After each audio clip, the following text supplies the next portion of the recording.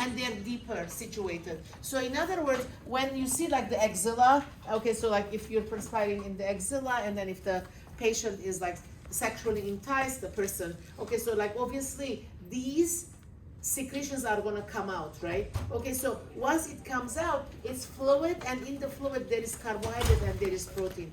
If the body is not clean, right? So what did we learn yesterday? What is the bioburden? I gave you the example, before shower, after shower, remember? Mm-hmm. So if it's before shower, the bioburden is high, right? And then so now, like, you know, if you are perspiring or like you're enticed, the person is enticed sexually, and then so apocrine gland is secreting. So what the secretion comes out, how is the skin?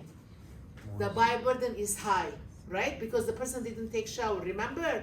The bioburden is high. So now what happens? What does this secretion contains? Protein and carbohydrate. So now this protein and carbohydrate is on top of the skin, and what's on the top of the skin? A lot of bacteria. The bioburden is high. So what is the bacteria going to do? It's going to eat what?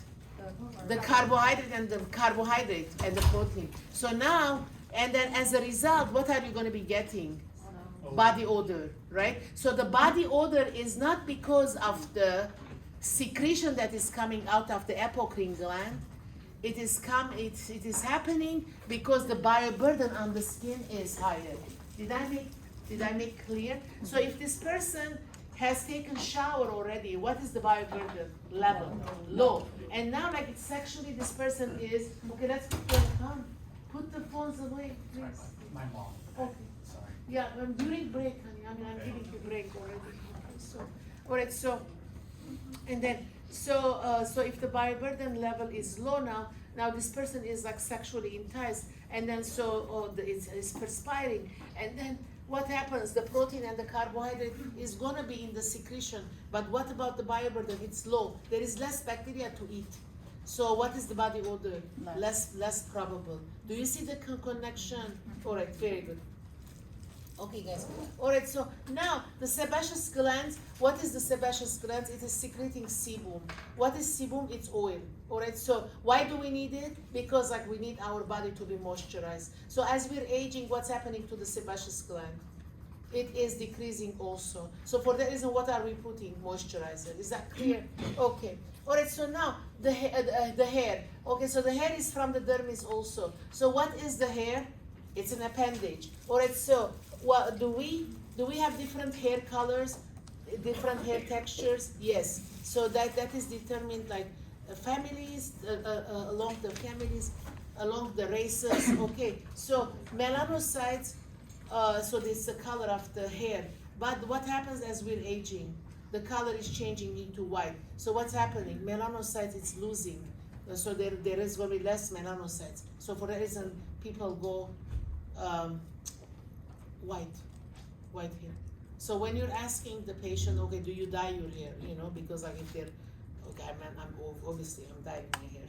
So some people, they don't dye because they have dye allergies, and then so for reason like they're white, you know, so young, and then they have white hair. So it's important to ask, because like when you're asking, I mean, I know people that their hair is white, they're young and they look old, and then why don't you dye it? Because they have allergy. So if they have dye allergy, they have allergy to other things too, right? So it kind of opens your horizons, because it's not that you're being nosy and then so like it's aesthetics, but also like if I'm allergic to dye, I'm going to be allergic to other things too.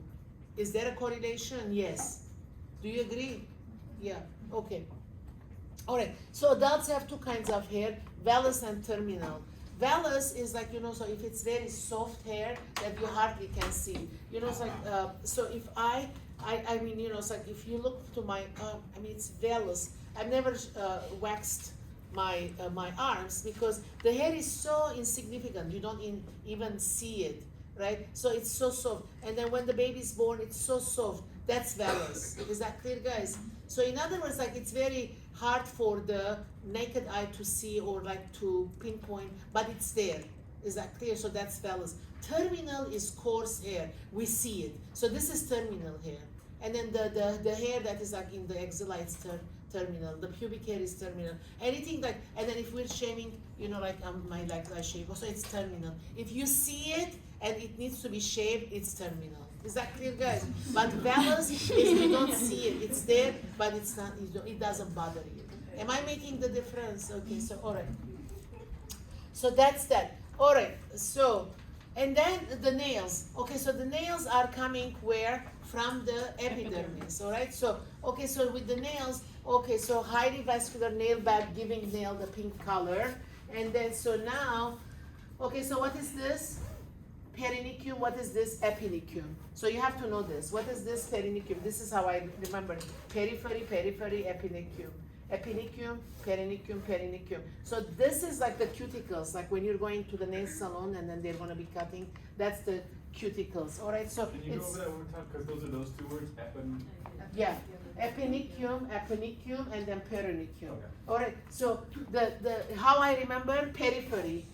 Oh, perineum is the sides. The sides. Okay. Epineum is on the bottom. Is that clear? It's a U. All right, it's a U. So that's how I remember. Periphery, periphery, E. I don't know if it will help. Perineum, perineum, epineum.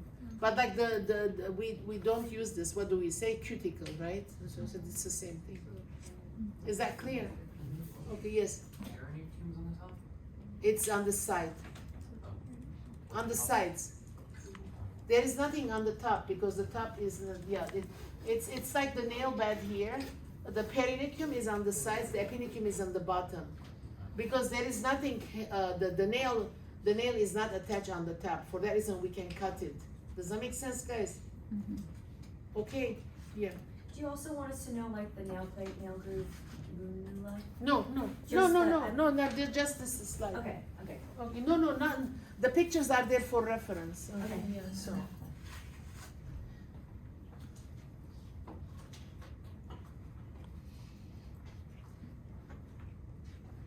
Okay.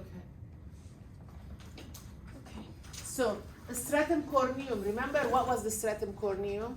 What was one of the layers of the epidermis? Do you see? Do you see the connection now? Okay, when you go back to the slides, epidermis has a stratum corneum is one of the layers, so that's where the nail is generating. Do you see the connection now? Okay, guys, now, okay. All right, hypodermis also has subcutaneous tissue. So this is very important as a nurse. Why? Because you're going to give medicine to the subcutaneous tissue. That's why subcutaneous tissue is very important for you. Is that clear? So where do you give the insulin?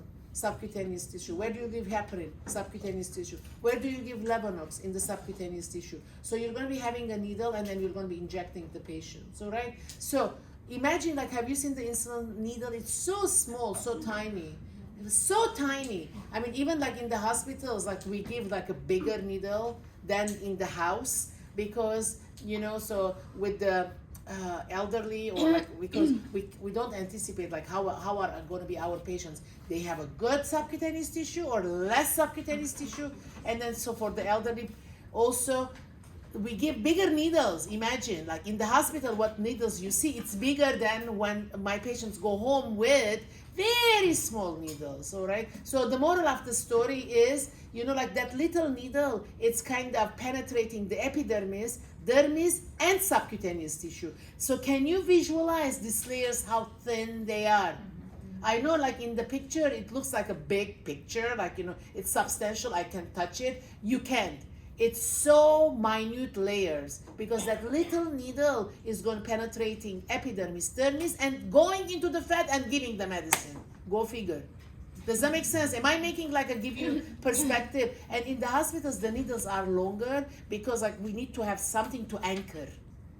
That's the purpose. But in the house, if I'm giving to myself insulin, like why do I need to anchor? Like I know my body, right? So, and then I need less pain. I mean, it's not that like we don't care about the pain level of the patients. I mean, those are not painful either. But, you know, like I'm just putting perspective, in other words. Does that make sense? So in the house, the patients have very little because like they want like less of a needle, and because I know my body. Is that clear? All right. So subcutaneous tissue also, it generates it's like a cushion and an insulation, and then provide shock absorption. So if somebody falls, why the elderly when they fall, or like even if they touch the side rail of the bed, they bruise because they don't have cushion, right? Do you see the, like if somebody's like bone and skin, I mean, not necessarily bone and skin, but like elderly, usually the bony prominences are, the joints are more prominent, and then they have less of a subcutaneous tissue because like their nutritional status probably is compromised. So in other words, the moral of the story, they're more prone to injury. Am I making sense? Even like when you're turning the patient in the bed and like unintentionally hit to the side rail, they're gonna be bruised. Am I making sense? Do you agree? So the moral of the story, as a nurse, what do? You have to pad the side rail like with a pillow before you turn, because like you can't predict everything, right? So what can you do? Like they touch the side rail. I mean, you didn't do it on intention. Not like they have bruise. So what do you do next time? Put a pillow before you turn, in case they touch the side rail, they touch the pillow. Am I making sense? Yeah. So I know this is kind of like getting off track a little bit, but during clinicals, let's just say we accidentally bump them. Would we have to document that we bumped them? No. I mean, it's part of part of practice. I mean, you can't control all the environment, right? Yeah. So no. Okay. And then provides calorie reserve. Okay. So why it is? I mean, yesterday I explained this. Also, that the sugar goes first to the brain, then goes to the muscles, then goes to the liver, and it turns 360 grams of glycogen is stored. Anything more than that, what happens? It turns fat and comes onto very good. So now, like, if this person is starving, like not on purpose, okay, so like somebody is stranded somewhere, so obviously he cannot eat. Hopefully he will have water to drink. Okay, he cannot eat. So what happens? Like that glycogen that was 360 grams in the liver, it's going to be turning back into glucose, go into the circulation, because the person is fasting. It's not intentional fasting because the person is stranded. Are you visualizing? So that 360 grams of glycogen, it's gonna convert back into glucose and goes into the bloodstream. It will last like 14, 16 hours. All right. So after that, there is no more glycogen in the liver. Okay, the person doesn't have food, like stranded somewhere. So what happens? Now the fat turns back into sugar. Does that make sense? So now this is when the fat is turning into sugar. All right. So when the glycogen turns into sugar, what is the process? Glycogen olysis. I said this, right? Now, once the glycogen is gone, that 360 grams, where is the body tapping into to get the sugar? Fat. What is that called? The process? Very good. Don't confuse the two. What's it called again? Gluconeogenesis. It's very easy. Gluco. Neo, what is neo? New. Genesis, born. All right.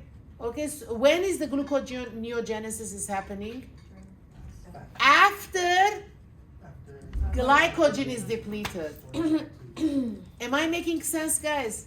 All right. So how much glycogen can we store in the liver? 360. I mean, there is no debate about that. There is no negotiation. That's the capacity of the liver. Are you good? All right. So like after 14 hours, what's going to happen? All that glycogen is going to be depleted because you didn't eat. You're depleting from the bank, right? So now the bank is gone. You don't still have food. You're stranded somewhere. So where do you tap into? The fat. So now when the fat is turning into glucose, the process is gluconeogenesis. Do you understand this? Yeah. Please do not use it interchangeably. They're not the same. One is the glycogen is turning into glucose. The other one is fat is turning into glucose. Is this clear, guys? Okay, yes. I'm sorry, can you repeat how much? 360, it's in the slide. The 360 gram is in the slides of the nutrition lecture. Yeah, I'm not saying anything that is not documented, guys, okay? All right. So now, older adults, okay, so what we said with the older adults already, they really don't smell because their apocrine glands, they shrink. So they're not even secreting. So for instance, like with the elderly, we're going to be giving more like cleaning and then moisturizing, because the body is not like, it's kind of diminished. The sebaceous glands are secreting less oil, apocrine glands are secreting less sweat. Am I making sense? Okay. We already said about this. Nail growth, about the patients. Why the nails are brittle?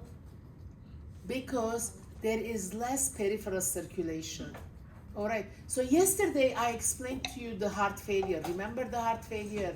All right. So what was it? Like the heart is becoming big. At the beginning it works because like there is more muscle, and then the left ventricle is contracting. So left ventricle contracts, and now like, okay, the blood is going out through the aorta and then all body parts. Now that extra muscle, remember I drew it on the wall, and then that extra muscle was band-aid muscle, right? Because like the body made it because of the BNP, like the neurohormonal changes, because the left ventricle was saying, I'm stretching, but like I cannot push because somebody's pushing back on me, right? And so I need more muscle to overcome that force.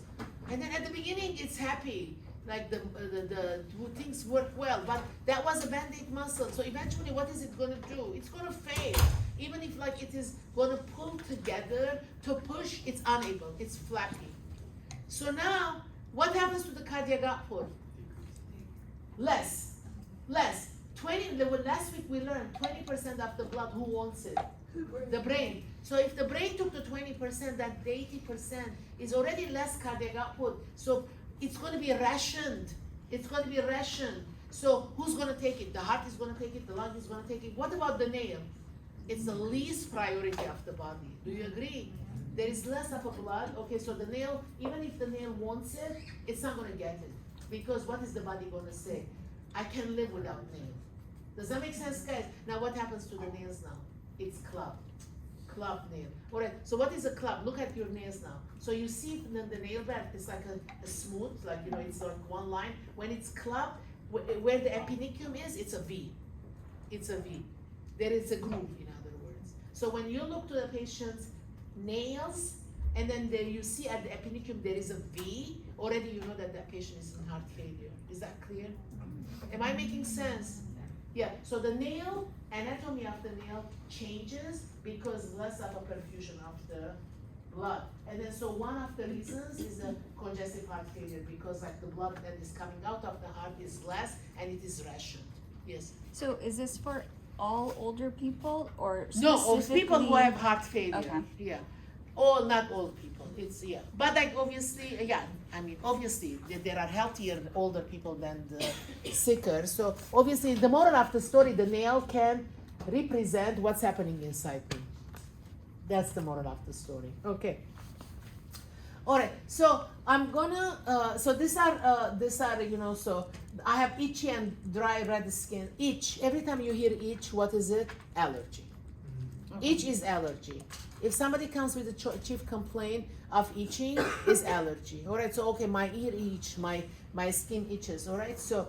All right, so, and then the other thing that I'm going to be telling you, if there is allergy, so is there a correlation between asthma, eczema, hay fever, allergies? Yes. All right, yes. Okay, did everybody hear? Open your ears. Okay, my mother has asthma. Okay, is it possible for me to have eczema? Yes, because asthma and eczema, they're in the same family. Their common denominator is allergies. Am I making sense, guys? Yes. What about autoimmune diseases? Would that fall into the same? Not necessarily autoimmune diseases. You know, like one family member can have it, not necessarily the other family member will have it. All right. Okay, yeah, good point. But but allergies, you know, like it goes from generation to generation in the family. Is that clear? So you have to understand asthma, eczema, and then also allergies, hay fever, atopic dermatitis. So these are all, their common denominator is allergy. Is that clear? Okay. So, and then,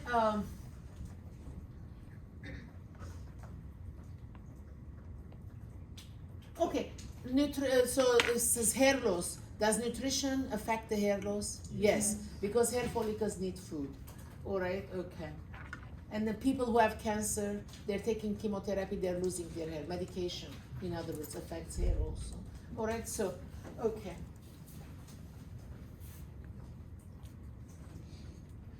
Okay, so so people also like with thyroid diseases, what kind of hair happens? Like if they will have brittle hair, if they have hypothyroidism, alright. So and then we said that malnutrition affects the hair too.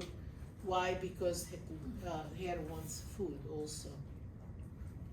Cracked nails. Alright, so cracked nails, what is it? Like people like does the occupation matter about cracking of the nails? Yes. So my father, like, he's auto mechanic and electrician. My God, like all his nails are cracked, and he never wears gloves, like with acids and stuff. So like the skin and the nails, it shows that somebody didn't take care of. Like it was like occupation was like hands-on, and it was like mechanical. All right. So. And then the other thing is, people like when they bite their nails, what happens? Okay, so the saliva has bacteria, so you're biting your nail, and what happens that your bacteria from the saliva can go into the broken skin area, and now like the nail bed can be infected. Okay, all right. Okay, we already talked about the allergies. And then the hair loss also, does it run in families? Yes. You have seen, like people in their 30s, they're bald because the father was bald. I'm one of them. Yeah, okay. So it's in the family. And then also some people, they're young and then their hair is white already. And then the father's hair was white too. So it runs in families, in other words. Okay, so. Okay, so obviously environmental, like occupational hazards. So for that reason, like if you're gonna be mixing, like the pharmacists who are mixing, chemotherapy medication, so they have to put gloves and then they have a hood in front of them, so there is less exposure to the skin, to the nails. All right. So and tobacco, people who smoke tobacco, what happens? Like all the lips are so thin, and then so there are all cracks, and then the skin becomes brown. Have you seen it? Yeah, the Okay. pursed lips with The lips are Yeah. thinner. Okay. Yeah. All right. So older adults. Let's see. All right. So the hair loss history, gradual, sudden. Okay. So now let's see. DM and PVD. What is PVD?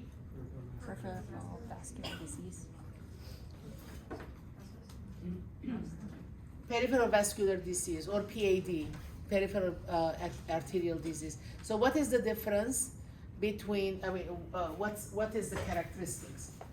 So in other words, like every time like somebody has a PAD, what happens that what is PAD? Like the artery is half blocked, so there is less perfusion to the legs. Is that clear? So if there is less perfusion, there is less blood going to the structures of the leg, and so like usually there is a swelling, and what else? Because there is less blood going to the periphery, the hair wants blood. So there is no more blood for the hair. So what do you see on the extremities? Hair has fallen. Hair falls. There is no more hair. Why? Because there is less blood to the periphery. Am I making sense? So the PAD, there is a swelling, the skin is stretched, and the hair has fallen. Why?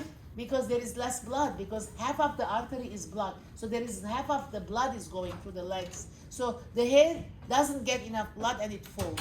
Am I making sense, guys? So PAD is like the hair is lost. There is hair loss and the skin is stretched. Okay, Edith, like look, if it says physical exam, it's gonna be in the lab.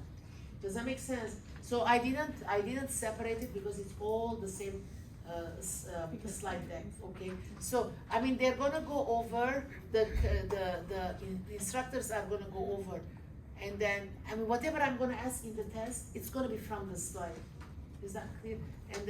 And also Christy is also recording. All right. So abnormalities, skin.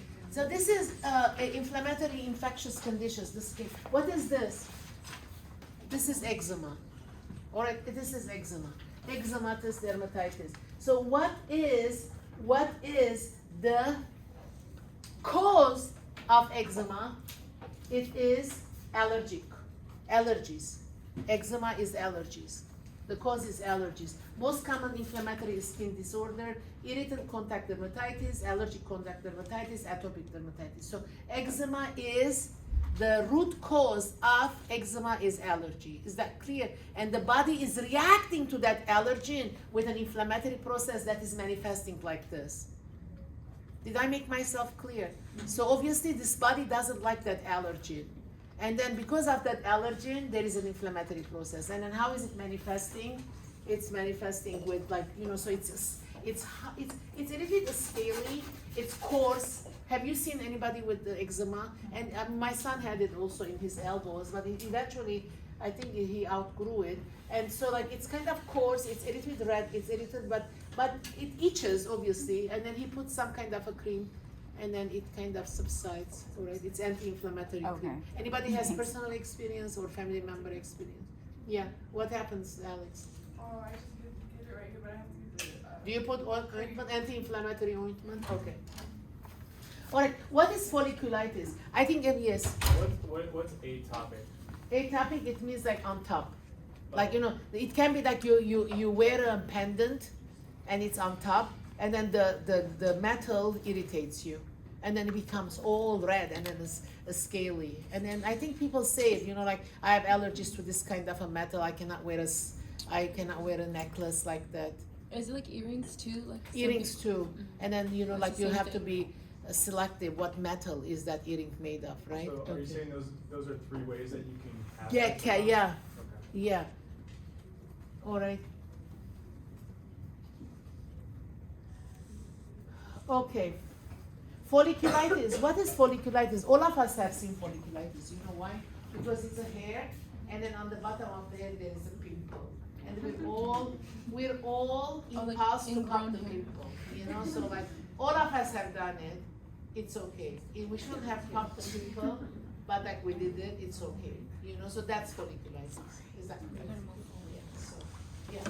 So the inflammation is in the dermis, that's where like the problem is caused, it's not like the epidermis? I mean, it's obviously the inflammation. It's like it starts inside, but like obviously the inflammatory process is manifesting on the surface also. Okay. Yeah, the inflammatory process starts inside. Like the differentials of the white blood cell, eosinophils and basophils. They're part of the white blood cells. They're going to be elevated. So in other words, it's systemic, but it is manifesting on the epidermis. Okay. Does that make sense Yeah. now? Yeah, but it's systemic, okay. Inflammatory process is systemic, but the manifestation is on the top of the epidermis, all right? Okay, very good. All right, so folliculitis, we went that. All right, furuncle is boil. All right, so have you seen boil? Okay, what is boil? Remember the sebaceous glands? Where are they? In the dermis, very good. So in the dermis, all right, so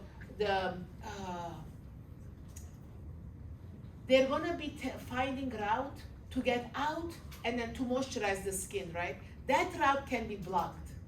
All right, so that sebum is trying to get up, and then the sebum is not going, cannot go. The route is closed, right? So what happens? It's gonna accumulate inside. It cannot go out.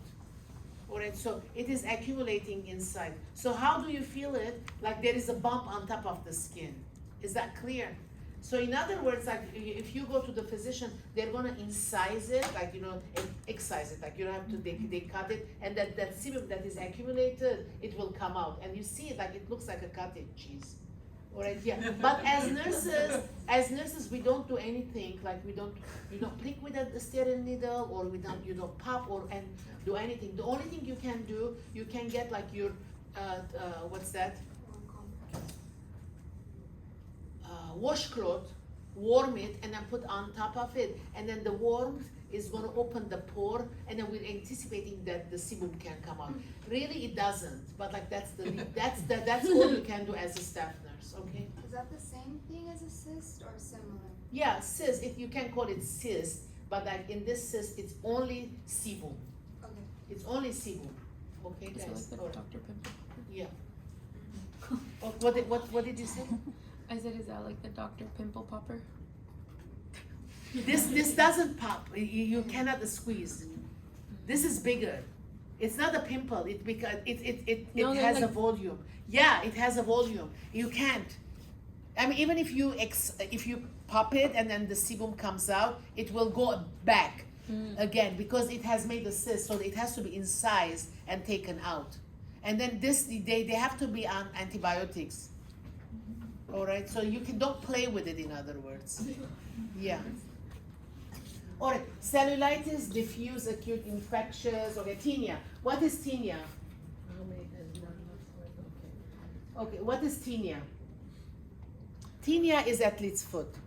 All right, so athlete's foot, what is it? It's a fungus. So how do you get it? Like mainly people go to the gym and then they don't put sandals on. People before them had fungus and it's on the floor and then you get it. All right, so obviously it's not healthy. Like obviously nobody wants to have a fungus, but once you have a fungus forever, it doesn't go away.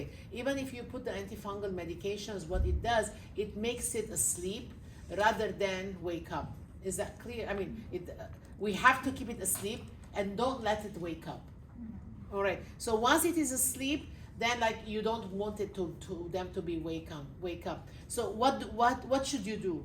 Keep it dry, because if it is moist, it will wake up again. Is that clear? So for that reason, if you're working like 12-hour shift, all right, and then you're wearing a sock, and then so you have to have a leather shoe, and then in the middle of the shift, like you have to take a break and change your sock. Does that make sense? So that it will be dry. Once it is a moist environment, they're gonna wake up again. That's it. Okay. And then when you educate your patients, when they take a shower, like they have to dry themselves and then to the feet, and then once they dry the feet with a towel, they have to put it in the hamper. Because like if you dry your feet and then bring it to your body, then you're gonna be bringing it to your genitals. Okay, so I mean, as much as I educate, I had one patient when I was doing home visit. He cleaned his feet first, then to his genitals. Next time I do home visit, all this area is red. Now, like we have to treat it with antifungal infection and in ointment, and then so like it's very difficult because like it's a crease here. Like how am I gonna expose? I mean, yes, after putting the ointment, he has to expose to dry. So it was so uncomfortable. In other words, I mean, it could have been totally prevented. Am I making sense? Okay. All right, so that's that. Psoriasis is different. Psoriasis is autoimmune. This is autoimmune. You don't have much control. The body did it, okay? All right, so herpes simplex, you see it, like it kind of, there is a pimple, it will on the lip. All right, so then the herpes simplex, the herpes type 2 is sexually transmitted herpes. Acanthosis nigricans, drug eruptions, obviously. If you're allergic to reaction to the drug, you're going to be having redness on the skin. Acanthosis nigricans, the neck is as if it's dirty. Like, okay, so like I feel like getting the washcloth and cleaning the neck. Okay, so the neck it looks dirty. Why? Because this patient has insulin resistance, and then they're going to have diabetes, So that is another sign when there is insulin resistance. All right, so obviously what did we learn yesterday? What is the first sign? A bumpy abdomen, because all that fat was accumulated there, right? So that was called central obesity. Didn't I say that yesterday? Mm-hmm. So that is insulin. Remember I said that the triglyceride broke the lock? Then the next day, insulin and the sugar came, the insulin couldn't open the door. Remember? With the crew. With the crew, right? So that person might be having this also. Is that clear? Mm-hmm. So because that is correlated, okay? All right. So cherry angioma, everybody has it. Like, like my grandmother had it also. This is like very much like innocent, nothing. All right, so lentigo, have you seen the lentigo? It's like, the grandmothers have it too. And then probably because like in the 70s, it was the fashion to go and put baby oil and then like suntan, and people burn their skin. They didn't know any better, right? So now like when they're older, now this is what's happening to their skin, and there is no return. It is done. The damage is done. That's it. It is what it is. This is cherry angioma. This is seborrheic keratosis. Have you seen this? My grandmother had it too. And then the same patient that I gave you the example that did the towel, he had all this in his back. And then it doesn't hurt. This is not cancer, nothing, but definitely it's not pretty. And then it's like, it's bubbling, it doesn't itch or anything, but it's on top of the skin. I sent him to the dermatologist. She was going to take it all off. He didn't want to go. He said like, I'm not going out anywhere. Nobody's seeing my back. I'm not going to go. So Yeah, my grandmother had it too, but this is not cancer or anything. Yes. For the exam, should we be able to identify pictures of these? No. Or just No, understand the whatever I'm characteristics? talking, like I'm already saying, like whatever it's gonna come to the exam. So just like listen very carefully. So this is vitiligo. This who had this? Michael Jackson had it. Remember? Yeah. There is no medicine for this. It's light therapy. They have to put it under the light and then yeah. Oh, this one I'm gonna ask. This one I'm gonna ask. Like you better learn this like line by line. Okay. So all right. So this is patiki. Patiki is what is patiki? It's like very little red spots, all right? So, what is this platelet disorder? I explained the platelet. What was the platelet doing? Last week I explained, Helps clot. what is the verb? Aggregate. Aggregate, very good. Platelets aggregate when there is an injury. What do? They make a paste and then go and then cover that cut, remember? And then yesterday when I was checking you, telling you the aorta, then inside the aorta there is cholesterol, and then when the blood passes through, what happens to the cholesterol gets stuck on this platelets? They kind of want to make a party and then come and aggregate on top of the cholesterol. Didn't I say it yesterday? And then I painted it with the red. Okay, all right. So that's the platelet. Okay, so platelets aggregate. They kind of make a paste and then also kind of it's important in the healing process. But when they're aggregating on top of the cholesterol, that's not good because they're closing the lumen. For that reason, they take aspirin. Aspirin is antiplatelet. What does that mean? They don't let the platelets to aggregate. They don't want them to congregate together. Is that clear, guys? So now, if there is platelet disorder, this is the way the person is going to be showing. Is that clear? That's patiki. That's patiki. Right. So is it too much or too little platelets? Little. Okay. All right. So now purpura, yeah. So there's no injury, No. so the platelets are just aggregating? Yeah. Okay. All right. So, and then, okay, purpura is this. Purpura, you have seen this. This is cupping, right? Have you seen the cupping? Like, it was very common in Lebanon. My mother used to do it to my grandmother. Like, there was special cups, and then I used to cut the newspapers in the squares, and then there is a candle. We lit the newspaper, and then she put it inside and then she put it like this. Okay, so this I think they're doing here also, but in the beginning when the Armenians were immigrating, and then they're doing this, and then so they were it was kind of noted as like abuse, but like eventually they learned that okay, this is not abuse, this is like a part of home remedy, and then so obviously they didn't know, and then now like I see Chinese doing too, right? So yeah, okay, so I think it's more known now. All right, so ecchymosis is like 1 centimeter above. Okay, so coagulation disorder. This is a coagulation disorder. You have seen this. It's a bruise. It's bruise. I told you about my son, right?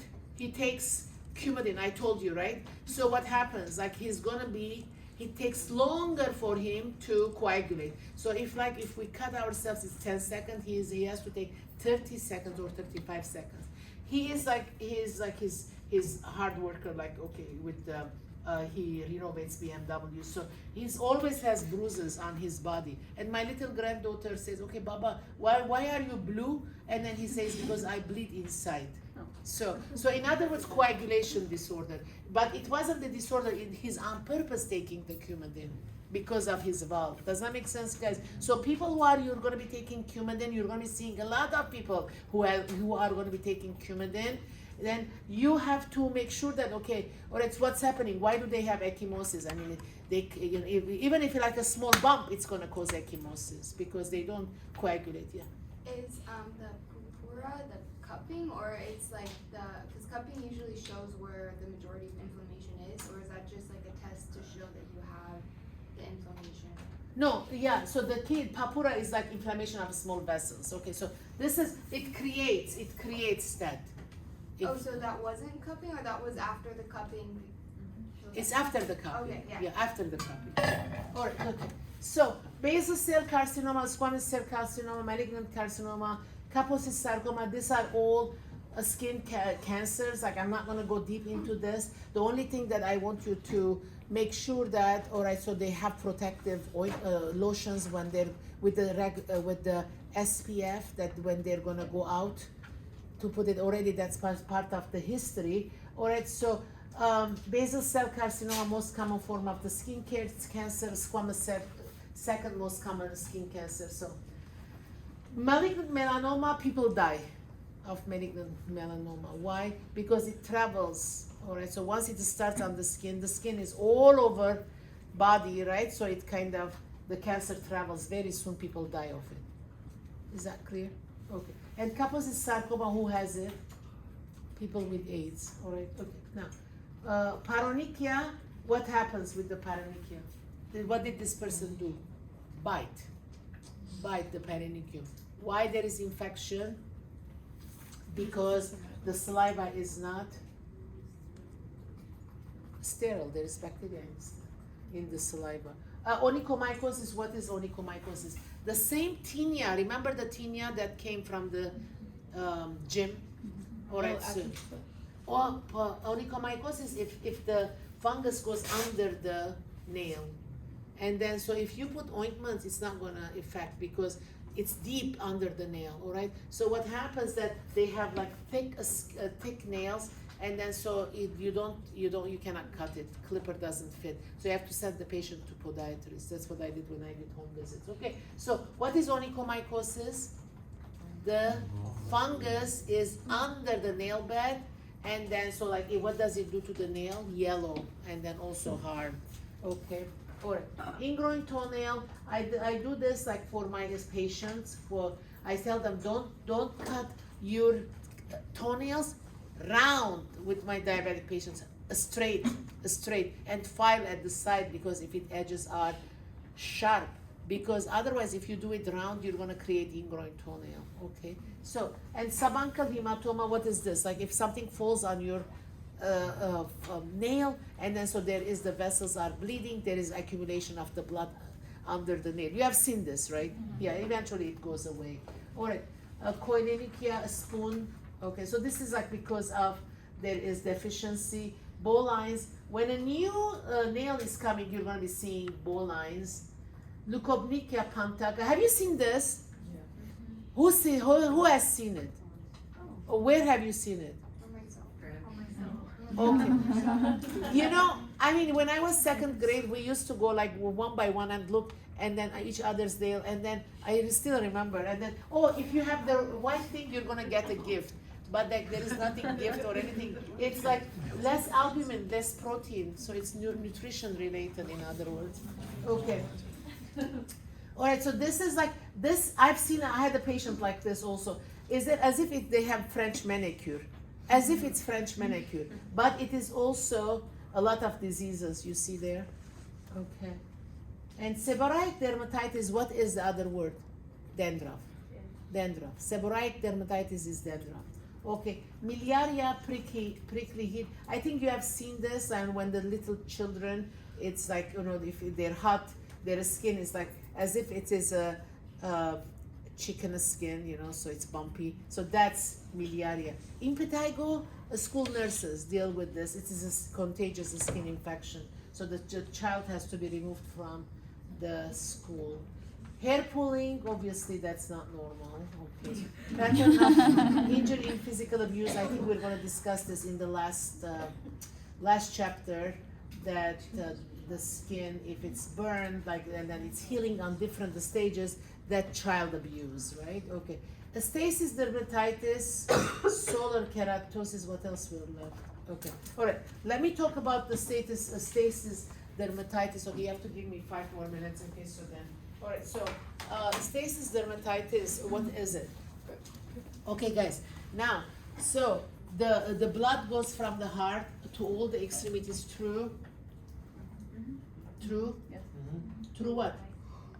Arteries. Oh. Through arteries. We thought you were saying like true, false, true. Oh. Yeah, versus true. Okay, so this is true. Through.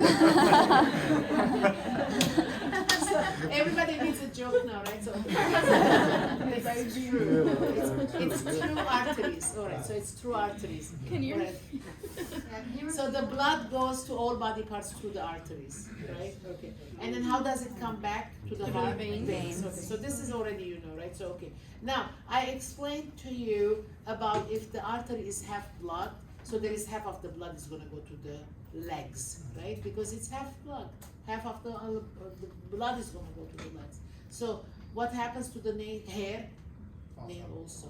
It falls. All right. So the nails are going to be brittle too. Why? Because there is less blood going to the nail also. And so how is this patient? Is like when he walks. After a while, it's going to hurt. Why? Because a muscle that is moving needs more blood, right? And then how is the artery? Half blood. Okay, so is there gonna be, the muscle is gonna say, send me more blood. And then the heart says, okay, I'm gonna send more blood, but like the artery is half blood, what can I do, right? So what's gonna happen? There is gonna be pain, why? Because the demand is not met. Am I making sense, guys? So what is this patient gonna do after walking? Can he continue walk? No. What is he gonna do? Sit and rest. And then when he sits and rests, what happens to the pain? Goes away. Okay, so then what does the patient say? Okay, let me get up and then let me continue walking because I'm gonna make it to home, right? So then he walks again. When he starts walking again, what happens? The demand for the blood is up because the muscle is working. Now like it's gonna be pain again. So every time there is pain, what is that called? Intermittent claudication. What is intermittent? On, off, on, off. What is claudication? Pain. What is claudication? Pain. So when is the pain? When He's walking. walks. When is no pain? Sits. Okay, so do you see now? Pain, sit, no pain, walk, pain, sit, then there is no pain, I walk again, so what happens? Intermittent claudication, and then at the end he makes it home, right? Okay, but like, okay, it's gonna take longer. So this is called what? Intermittent claudication. It's a artery disease. It's an artery disease. Are you with me, guys? It's artery disease. Okay, now, there is a problem with the vein also. So how is the blood coming from the leg to the heart? With the vein. How do the vein work? With valves. Open, close, open, close, open, close, open, close, and then the blood is gonna go up to the heart. If somebody has like heavy, and then pregnant women are gonna be having the same issue also. So what happens? The weight is pushing on the vein when the vein is with the valves trying to pull the blood up. Are you with me? Okay, so what happens? What do you see? A swelling. You will see a swelling. All right, so for that reason, what do we wear? Compression stockings. Compression stockings, right? Okay, so even nurses wear it, compression stockings, so that it will help with the taking the blood up and not letting the blood pool. Okay, because if the blood pools, then what are you gonna have? Like you're gonna have also pain and then also swelling, right? Okay, so when you go home, rather, what do? First, you take everything off and then like you elevate your legs, right? Because, okay, so that's alleviates the pain and then the swelling. And then you can help with your also hand and then bring the blood from your periphery to your heart. Okay, so obviously, so we have the underlying condition has to be solved. Okay, so you can't go home because every time like there is a swelling, you're elevating your leg. And then what do we say to this patient? When you're working, put your feet on a stool, right? Okay, but what happens that after a while, or even the compression stockings, elevating leg is not gonna work. Why? Because that swelling that it's gonna go into the interstitial tissue. It's gonna leak out from the vessels and it's gonna go into interstitial tissue. Now that like you're elevating, it's the elevation is not gonna be helping with the swelling. Am I making sense, guys? All right, so after a while, okay, so because there is all this pooled blood there, what's gonna happen? The skin breaks. So that is called venous stasis ulcer. Is that clear? So venous stasis ulcer, nothing to do with pressure sore. What is pressure sore? You didn't turn the patient in the bed, and then so there is a friction. the skin, and then the sheet, a skin sheet, sheet, a skin sheet, the linen, a skin and the linen, a skin and the linen. So what's gonna happen? Friction, friction, friction, and before you know, the skin is broken. So this is bad nursing care. And then Medicare doesn't reimburse. Now what does the patient have? Pressure ulcer. Pressure ulcer, automatically Medicare implies poor nursing care. You can go whatever you want to say to in front of the judge, he's not going to listen. So if the patient came to you without the intact skin and they developed pressure ulcer while under your care, that was poor nursing care. Is that clear? This is like and then you can't bill for the treatment. Okay, so anyway, so that is called pressure ulcer because of the friction to the linen, positioning wasn't done properly or whatever, right? But stasis dermal ulcer, stasis dermatitis, that is like the ulcer doesn't have anything to do with pressure ulcer. Does that make sense, guys? It's a venous disease. All right, so the class is dismissed. Today, the lymph was included today's lecture, but like part of it I did it, and then the lecture is recorded. Please review the lecture that is recorded. Okay. Unless if you can spare 5 minutes, and I'm going to tell one thing about the lymph that is important for the test. Okay, it's up to you. If you want to walk out, but whoever wants to stay, you can stay. All right, you can stay because I'm going to say something about the lymphatics that I already said it yesterday, and then the lecture is recorded, but I think if I talk it live, it's going to be more influential. All right, let me tell you about the lymphatic system. So you're staying voluntary now, you know? Okay, you're staying voluntary. Okay, so, yeah, I mean, it's up to you. Attention now. They're saying this is going to be on the exam. Okay, I mean, it is what it is. I'm being nice. All right, so now, lymphatic system is like the trash cans. The lymphs are the trash cans of the body. Is that clear? So yesterday you learned that we have polymorphonuclear neutrophils. How much of a percent of the cells of the white blood cell? Let me see who remembers. 70, bravo. Okay, 70% of the white blood cells are polymorphonuclear neutrophils. What are they doing? Ongoingly patrolling. And then if they see one microbe that they don't like, they're going to eat. Or when they eat, what are they creating? Trash. Where does the trash go? To the lymph nodes. So the lymph nodes are the trash cans of the body. Is that clear? So the trash cans are not everywhere, but they have specific places. So on the, we're gonna learn this. We have like on the head, there is the periauricular, postauricular, tonsillar. You don't have to know this because I'm just telling you. We're gonna learn this, but not today. Submandibular, submental, anterior cervical, posterior cervical, supraclavicular. So this is where the trash can is, on the head and neck. Does that make sense? There are trash cans in the axilla. There are trash cans in the inguinal area.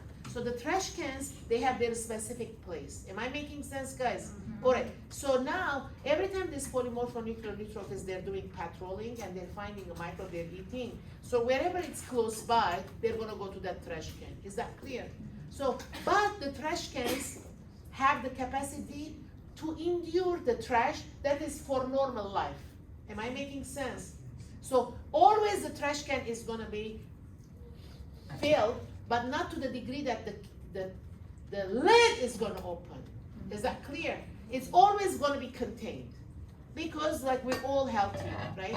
And then so we have control to the microbes. I mean, this is not a place that is all microbe. It's okay. You know, do you see what I'm saying? All right, so unless we are sick, so what's going to happen? There is more microbes entering into the system, right? So what are you anticipating the trash cans to be? Filled. Is it that full that it is lifting the lid? Yes. If it's yes, I mean, hopefully no. But if it's yes, when you're touching the lymph nodes, then you're going to feel something. Am I making sense?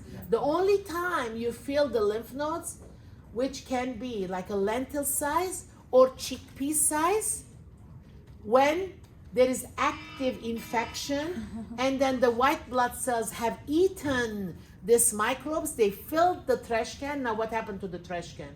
The lid is lifted. So once the lid is lifted, when you're palpating, what are you feeling? Something. What is that something? a lentil, or a chickpea. Am I making sense, guys? Is this clear? So normally when you touch the trash cans, do you feel anything? No.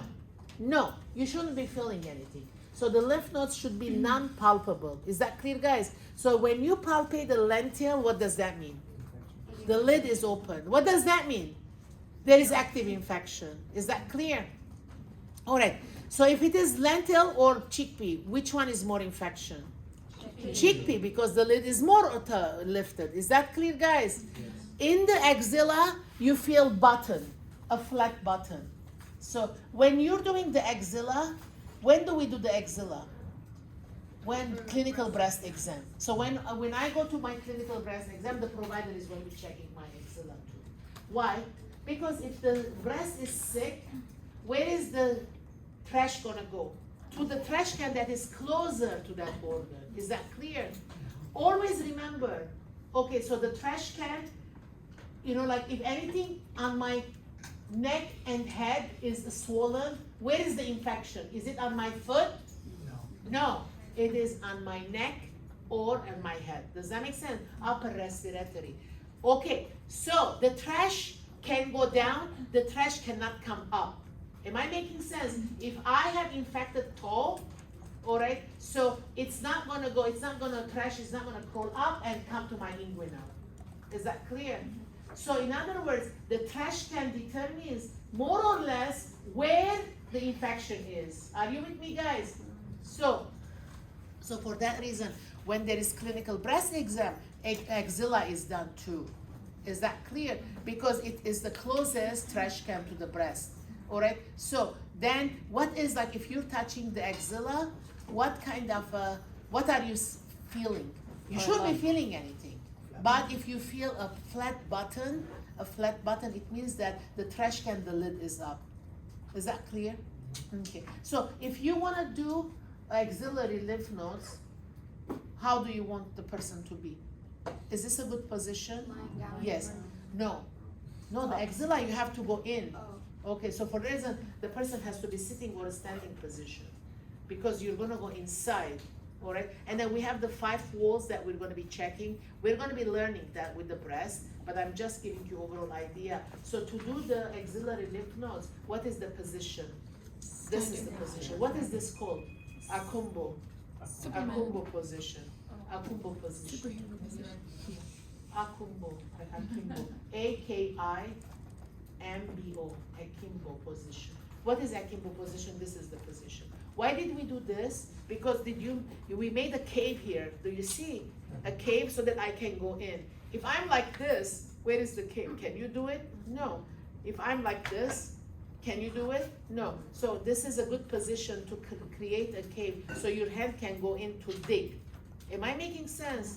Are you with me? I don't know, like I'm asking you. Yes. What do you think? Yes. Yeah, okay. So this is a good position because like we have to make a cave so that you can go in and dig for it. Does that make sense, guys? So, all right.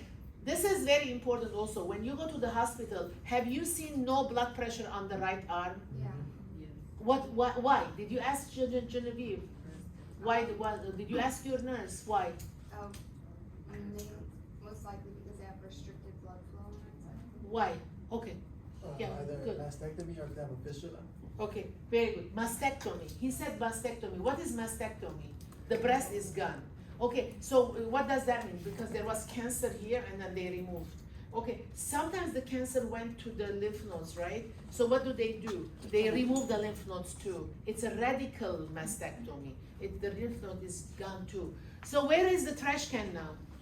There is no more trash can. There is no more trash can. Okay, so, okay, open your ears now. Or it's sometimes like the Santa Ana winds come out, like I live in La Crescenta, and then all our bins, the garbage bins are flown.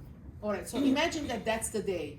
You know, like I come here with my trash bags, and then so this is my bins are here. Okay, I come, oh, surprise, surprise. Okay, the bin is flown. I have to look for it for the reason like, okay, we're looking after that. The people write their number, the house number. So what do you think? The trash is in my hand, and I cannot find my bin. What am I gonna do with the trash? Am I gonna go back inside the kitchen? No, where do I put my trash? Where the bin was, right? I will put it there. Do you agree? Yes. and then what am I gonna do? I'm gonna look for the bin till I find it, but I'm not gonna take it back. The same thing, when the trash can is gone, the body is still, the bacteria is still in the body, and then still the polymorphonucleoneutrophils are eating those bacteria that shouldn't be there. And they're coming here, what are they doing? They have to put in the trash bag, the trash can is not there. Where are they gonna leave it? There, there, there. So what happens here? Lymphedema. A lot of swelling. Does that make sense? A lot of swelling. That trash should have been in the container, but the trash can is not there. So where is the trash? On the floor where the trash bin was. Am I making sense? Are you visualizing? Yeah. All right. So now what do you have? Like you have the trash, but it's not contained. So how does it look from outside? Edematous. So for that reason, you cannot take blood pressure from there. First of all, it's not.